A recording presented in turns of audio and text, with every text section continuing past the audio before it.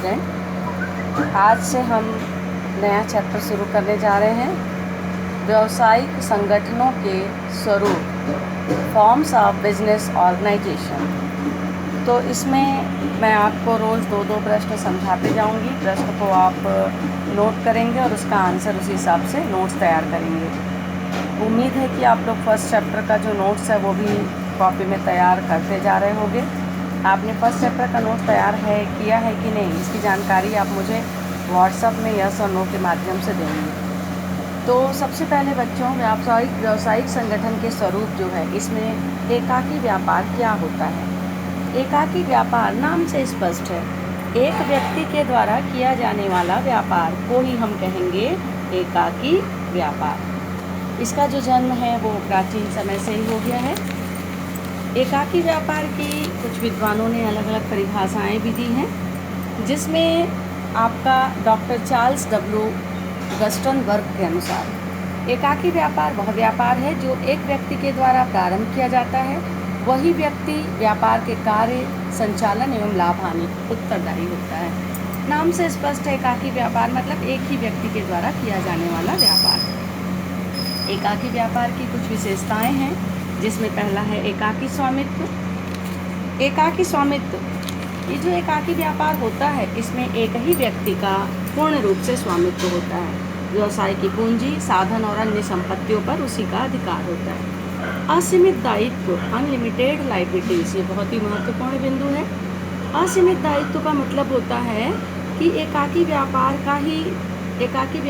का ही जो दायित्व होता है वो व्यापार में संपूर्ण रूप से व्यापार के संपूर्ण कार्य के लिए वह स्वयं उत्तरदायी होता है। जो भी हानि होती है व्यवसाय में, उसके लिए वो पूरी जिम्मेदार होता है। यहाँ मैं आपको बता दूं कि यदि उसको व्यवसाय में हानि होती है तो उसकी व्यावसायिक संपत्ति के साथ साथ निजी संपत्ति को भी प्रयोग में लाकर वह उस हानि को पूरा करेगा। तो इस तरीके से असीमित दायित्व का मतलब होता है संपूर्ण उत्तरदायित्व उस एक व्यक्ति के ऊपर होना। देखो बेटा, एकाकी व्यापार मतलब एक ही व्यक्ति के द्वारा किया जाने वाला व्यापार, और एकाकी व्यापार को जो व्यक्ति करता है बेटा, उसको बोलते हैं एकाकी व्यापारी। तो तीसरा जो बिंदु है वो है पूर्ण नियंत्रण एवं प्रबंध। एकाकी व्यापार में एक ही व्यक्ति का पूरी तरीके से नियंत्रण होता है, वही व्यवस्थापक होता है, वही स्वामी होता है, वही निर्देशक होता है। अगला है व्यवसाय चुनने की स्वतंत्रता। जो एकाकी व्यापारी होता है उसको अपने आप से व्यवसाय को चुनने की स्वतंत्रता होती है। वो कभी भी अपनी आवश्यकता अनुसार व्यवसाय को बदल भी सकता है, किसी भी प्रकार का वो व्यवसाय कर सकता है। अगला है वैधानिक शिष्टाचारों से मुक्ति। ये जो एकाकी व्यापारी होता है उसको व्यापार में किसी भी प्रकार का कोई वैधानिक शिष्टाचार ज़्यादा पालन नहीं करना पड़ता। वैधानिक दृष्टि से कोई भी योग्य व्यक्ति सामान्य व्यवसाय विक्रय कर मतलब सामान्य पंजीयन लेकर वो व्यापार को कर सकता है। पूंजी पर आधिपत्य, एकाकी व्यापारी का संपूर्ण पूंजी पर एकाधिकार होता है। कार्य का क्षेत्र सीमित, एकाकी व्यापारी जो होता है बेटा, उसका क्षेत्र बहुत ही सीमित होता है।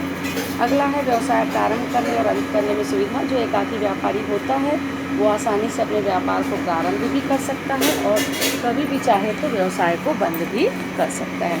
तो इस तरीके से बच्चों, मैंने आपको बताया एकाकी व्यापारी का आशय, परिभाषा और विशेषताएं। विशेषता का फिर से मैं बिंदु एक बार रिपीट करूँ। एकाकी स्वामित्व पहला, दूसरा असीमित दायित्व, तीसरा पूर्ण नियंत्रण एवं प्रबंध, चौथा व्यवसाय चुनने की स्वतंत्रता, अगला है वैधानिक शिष्टाचारों से मुक्ति, पूंजी पर आधिपत्य और व्यवसाय को प्रारंभ करना और अंत करने में सुविधा। बच्चों, यदि इसमें से आपको कोई बिंदु समझ में ना आया हो तो आप मुझसे पूछ सकते हैं। Thank you.